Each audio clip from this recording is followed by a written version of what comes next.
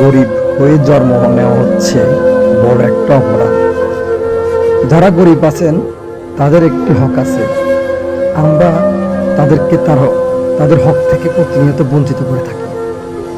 এমন অনেকেই আছেন তারা অধিক ধন সম্পত্তির মালিক ঠিকই, কিন্তু গরিবের হকটাও ঠিকমতো দিতে পারেন না। আর গরিব, সে তো গরিবই আগে থেকেই এই নিপীড়নের শিকার হয়ে যাচ্ছে। গরিবদের হয়ে খুব কম সংখ্যক মানুষই কথা বলেন। কেন কি জানেন? গরিবদের হয়ে কথা বললে অনেকে নিজেকে লজ্জাবোধ করেন। একটা কথা মনে রাখবেন, গরিব হয়ে জন্ম নেওয়াটা পাপ না। এই গরিবরা আছে বলেই, গরিব হয়ে কিছু মানুষের জন্ম হয় বলেই আপনারা যারা ধন সম্পত্তির মালিক তাদের এই যে হক জাকাত এগুলা দিতে পারেন। গরিব আছে বলেই আপনার হক আদায় করতে পারছেন।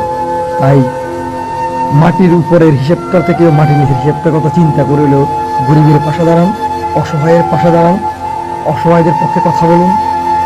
শুধু আমার করলে হবে না, আমাদের সকলের একটা জিনিস চিন্তা করা উচিত। গরিব বলেন বড় বলেন, সবার রক্তে মাংসে করা মানুষ, তাদেরও মন আছে, তাদেরও একটা জীবন আছে, তাদেরও সুন্দরভাবে হাসি খুশি খেলাধুলা করে ভালোভাবে ওই যে অন্য 10 জনের মতো বেঁচে থাকার অধিকার আছে।